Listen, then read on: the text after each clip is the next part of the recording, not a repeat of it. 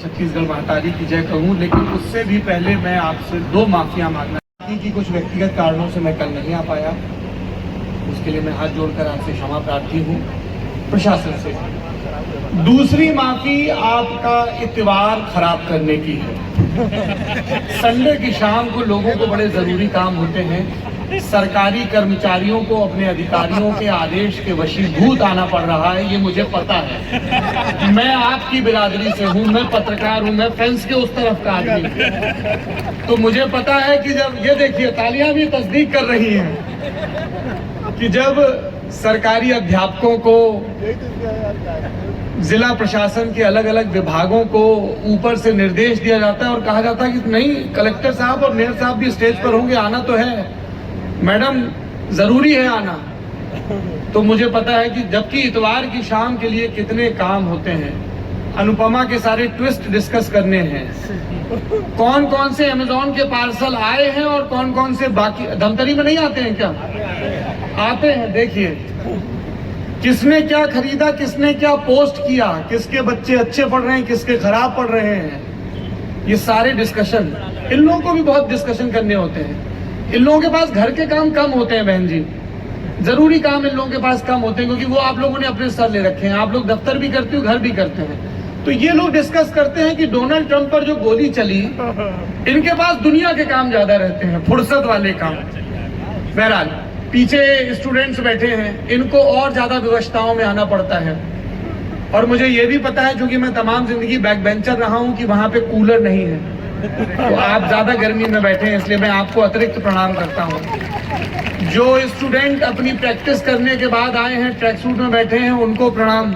आप पसीने में लथपथ हैं। कायदा तो यह है कि इस समय स्ट्रेचिंग के बाद कुछ प्रोटीन शेक और कुछ मधुर नींद आपका इंतजार कर रही होती, लेकिन अब कोच साहब ने कह दिया है कि नहीं, यहाँ पे पीजी कॉलेज में प्रोग्राम है तो आना है। आपसे भी माफी मांगता हूँ। जो गर्मी में रूमाल झुला रहे हैं उनसे भी माफी। पीछे मेरी बहनें बैठी हुई हैं।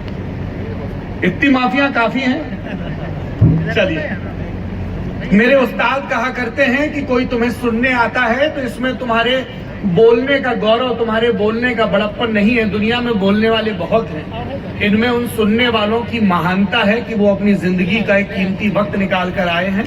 मैं बहुत कृतज्ञ हूं कि आप मुझे सुनने आए हैं।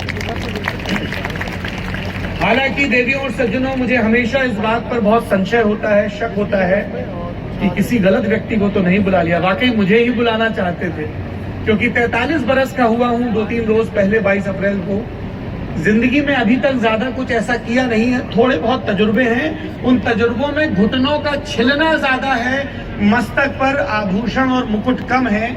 पर शायद एक ऐसा समय आ गया है जहां पर स्वेद और रक्त को, मेहनत को, परिश्रम को, या गांव घर से निकले लड़के और लड़कियों को मान सम्मान मिल रहा है। और ये इसलिए भी मुमकिन हो रहा है क्योंकि आपके जिले का नेतृत्व जिस अधिकारी के हाथ में है, वो खुद शिक्षक पुत्र है, गांव देहात से निकला हुआ है, तो वो माटी की कीमत जानता है। उसके लिए ये सरकारी होर्डिंग पर छपा हुआ कोई जुमला भर नहीं है। ये आप लोगों के लिए बहुत सौभाग्य का विषय है कि आपके जिले में प्रथम सेवक के तौर पर एक ऐसे कलेक्टर आए हैं जो अपनी मेधा को स्थापित कर चुके हैं। चांदी की चम्मच लेके पैदा नहीं हुए। अमूमन ये चलन होता है कि वक्ता आते हैं तो उन्हें अधिकारियों की और नेताओं की तारीफ करनी चाहिए। मैं इस चलन से अपने आप को मुक्त रखता हूँ। पत्रकारों को कुख्यात ज्यादा रहना चाहिए, विख्यात कम रहना चाहिए। लेकिन जब मैंने अविनाश जी के बारे में पढ़ा, बतौर नगर निगम रायपुर के मुखिया इनके काम को देखा, किस तरह से बड़े बड़े भामाशाहों को प्रेरित करके इन्होंने वहाँ के NIT के लिए, वहाँ के दूसरे संस्थानों के लिए वित्त जुटाया, निधि जुटाई, तो मुझे लगा कि भारत में तमाम विषमताओं के बावजूद, तमाम संघर्षों के बावजूद अगर चीजें दुरुस्त चल रही हैं तो उसमें अविनाश जैसे अधिकारियों की बहुत भूमिका है। तो आप कैमरे पर दिखने वाले, रीलों पर दिखने वाले लोगों के लिए तालियां बजाएं ना बजाएं, पर ऐसे व्यक्तियों के लिए आपके मन में सम्मान खूब होना चाहिए। लगी है, इससे तुम्हारा तजुर्बा और तुम्हारा कद तय होगा। तुम्हें बार बार ये बताया जाएगा मर्यादा के नाम पर, संस्कार के नाम पर, कि तुम्हारी सीमाएं हैं, ये करना सेफ नहीं है, वहां जाना सेफ नहीं है। लड़कियों को ये शोभा नहीं देता। जितनी दफा तुम्हें इस बात की नहीं आप लोग बैठिए, मैं थैंक यू बिल्कुल उनको बैठने दीजिए, कुछ जरूरत नहीं है। सॉरी। अच्छा कलेक्टर साहब ये भी गौर करिएगा, आप नौजवान हैं तो हो सकता है कि आप ये बदलाव लाएं कि हमेशा मंच पर पुष्पगुच्छ लाने की जिम्मेदारी और ये सब करने की जिम्मेदारी लड़कियों को दी जाती है। कभी गौर किया, आपने गौर किया होगा ये धमतरी इस बदलाव का प्रतीक बने कि कुछ नौजवान लड़के ये काम करें, इतने बढ़िया बैठे हुए रीलें बना रहे हैं, कभी लड़के पुष्पगुच्छ लेकर आए। इसके दो फायदे होंगे, एक तो लड़कों के अंदर जो बचपन से उनको बताया जाता है कि अगर वो कठोर कम होंगे तो उनका पौरुष घट जाएगा, तो वो भरम दूर होगा, और दूसरा फूलों से दोस्ती करोगे, कुछ नाजुकी आ जाएगी तो कुछ बेहतर इंसान बन जाओगे। दूसरा, हम लोग हनुमान जी की इतनी पूजा करते हैं, हनुमान जी ने हमें सबसे बड़ा सेवा धर्म है ये बात सिखाई है ना, तो थोड़ा सा हमारे भीतर का वीर भाव भी पैदा हो, जो कि मेरी पत्नी है। और मैं उन लोगों के तजुर्बों के आधार पर, अपनी दोस्तों के तजुर्बे के आधार पर आप लोगों को ये बताना चाह रहा हूं कि हमारे और आपके तमाम प्रयासों के बावजूद अभी बहुत काम करने की गुंजाइश बाकी है।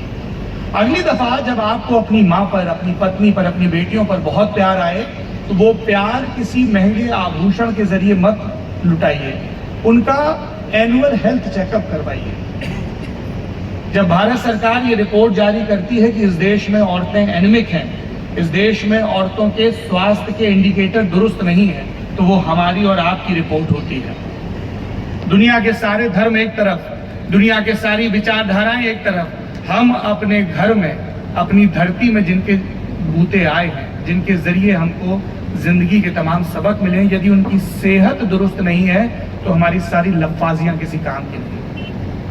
तो अगर आप लोग वाकई, और मैं ये मानना चाहता हूं कि इस प्रांगण में जितने भी पुरुष मौजूद हैं वो अपने जीवन की स्त्रियों से बहुत प्रेम करते हैं, अपनी माँ से, पत्नी से, प्रेमिका से, दोस्तों से, शिक्षिकाओं से, अपनी बेटियों से। अच्छा लड़कों का क्या है, प्रेमिका बोलते वो खुश हो जाते हैं, उनका कहना है कि ब्रो हमारा कवर हो गया, बाकी सब ठीक है। लौंडे तुरंत दाएं बाएं देखने लगे, फोन चेक करने लगे, अरे स्टेज से प्रेमिका बोल दिया। बहुत जरूरी है गुरु, अगर जीवन में इस लायक नहीं बने कि कोई तुमसे प्रेम करे तो सब बेकार है।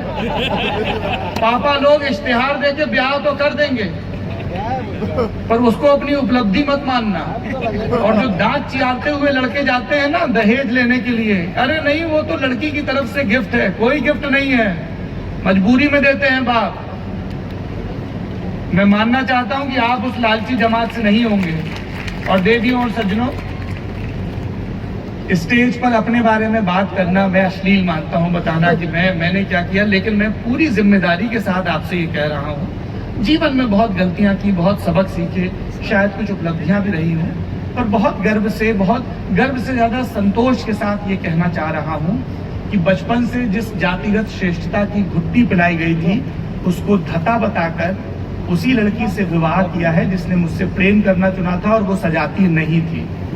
और दूसरी और उससे भी जरूरी चीज, उस लड़की के माता पिता को उतना ही प्रेम और सम्मान दिया है जितने अपने माता पिता को देता हूँ। वो सास ससुर हैं, इसलिए उनके सामने ऐंठ के नहीं चलता हूँ, दामादी के भाव में। सब चीजें पीछे छूट जाए और गौरव कोई बलात् उसका हरण कर सकता है, तुम पर झूठे छल कपट के जरिए तुमसे छीन सकता है, कोई इश्कों के जरिए प्रपंच के द्वारा तुम्हें द्यूत छीन सकता, कोई तुम्हारे ज्ञान को नहीं छीन सकता। हो और चाहे वो वन प्रांतर में भटक रहा, उसकी धनुर्विद्या। उसका सवाल, तुम किस काम में अच्छे हो। तीसरा सवाल, किस काम को करके तुम अपने जीवन को जीने के लिए, गरिमापूर्ण ढंग से जीने के लिए रोजी रोटी जुटा सकते हो। और चौथा सवाल, दुनिया को किस काम की जरूरत है। ये इकिगाई के 4 बुनियादी सवाल होते हैं। यदि इन चारों का जवाब कॉमन है तो तुमने अपना स्वभाव, स्वधर्म, स्ववृत्ति को पा लिया।